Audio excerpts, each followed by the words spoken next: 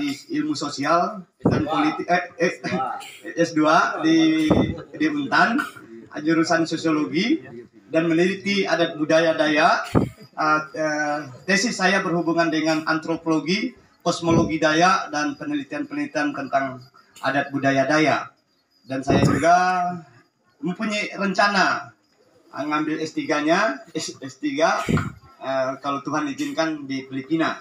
Ya. Amin. Ini untuk disertasi.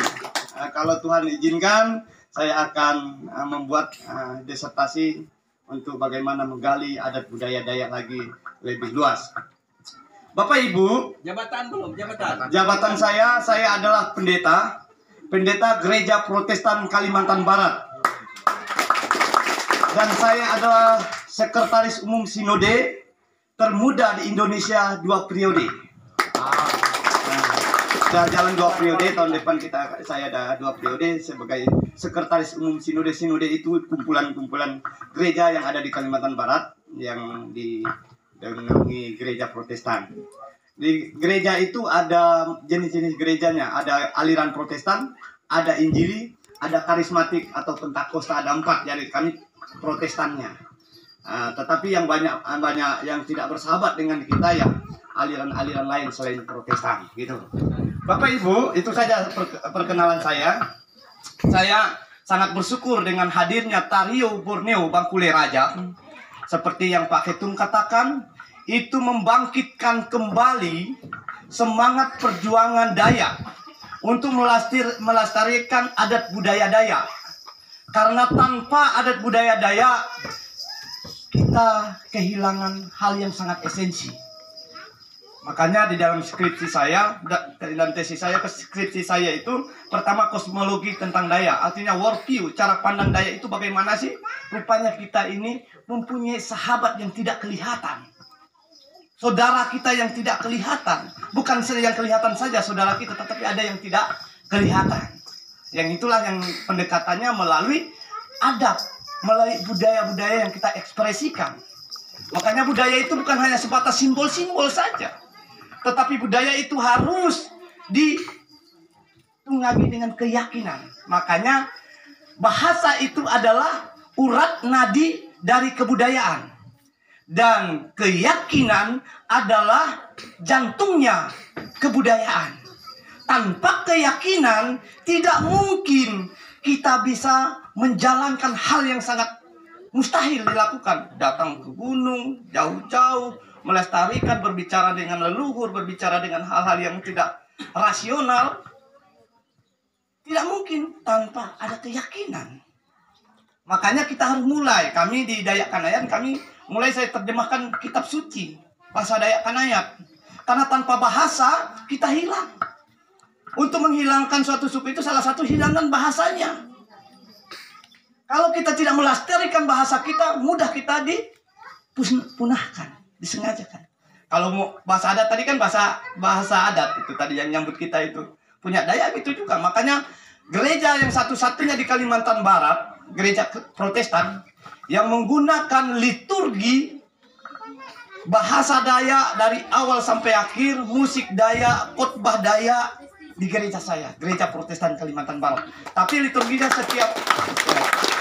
terima kasih. Setiap minggu ketiga, setiap bulan itu persis pakai bahasa doa, nyanyian, diterjemahkan semua bahasa Dayak. Karena berapa? Bahasa terlebih dahulu harus kita perkenalkan dari anak cucu kita. Ke anak cucu kita, anak kita. Karena kalau bahasa tidak dipakai, adat, budaya, identitas kita akan hilang, langit kata bahasa Dayak itu. Akan hilang tanpa bahasa. Tidak mungkin kita basampak doa. Asa 2 talu 4 5 6 7 kakita cubata. Itu bahasa Dayak semua. Oh, kakita jubatan yang kami nyaruk nyimpado itu bahasa Dayak.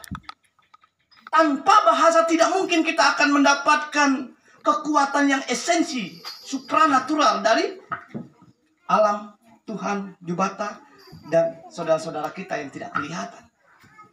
Cagar budaya Rumah Betang Insight Panjang ini sangat luar biasa. Saya apresiasi kepada Pak Timanggung, pengurus desa, ini terus jaga, didampingi anak-anak muda untuk melestarikan ini.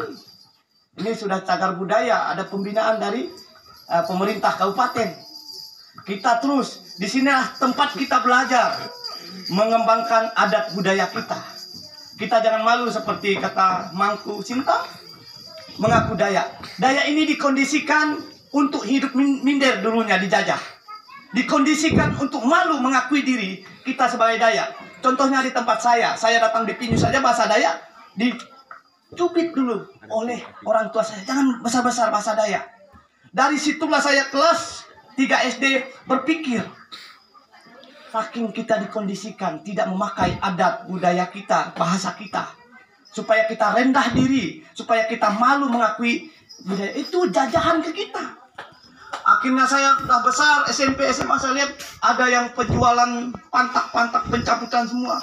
Situs-situs kita dihilangkan. Untuk apa? Untuk menguasai, memusnahkan Dayak.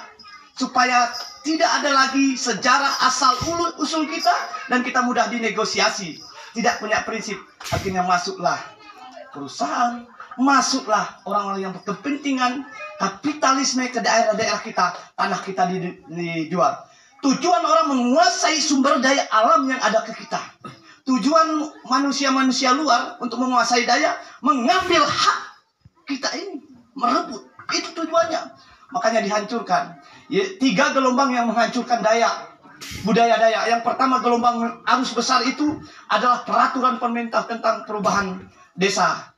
Yang tahun berapa itu, dari pemerintahan Binua, pemerintahan adat, pemerintahan itu diubah menjadi pemerintahan desa. Yang kepala desa adalah otoritas pemimpin desa itu otonom itu. Akhirnya tidak digaji lagi. Pemerintahan adat itu tidak ada. Pemerintah membina cuma ke desa. Setelah itu agama lebih dahulu sebenarnya. Gelombang besar menerpa adat budaya kita orang Dayak. Dan yang ketiga, investor asing, perusahaan-perusahaan. Dan kepentingannya hanya satu, untuk menguasai, merebut, menjajah secara diam-diam untuk hasil alam kita yang sangat luar. Karena di daerah-daerah lain, terus terang, di negara-negara lain, katakan betul Bang Peter, brother saya ini adalah sudah susah dapat tanah 2 meter, 3 meter, membangun rumah itu di atas, dan di atas. Bahkan mencari namanya planet baru yang bisa ditempati sekarang. Planet baru itu termasuk lirikannya kita, daerah-daerah kita yang masih ada alam ini. Dan meneliti mereka puluhan tahun untuk naik ke planet baru. Ya betul, brother. Dan kita akan ikut juga nanti ke sana. Tetapi sebelum ini. Oleh sebab itu, mari kita bersama-sama di rumah panjang ini, di rumah betang ini.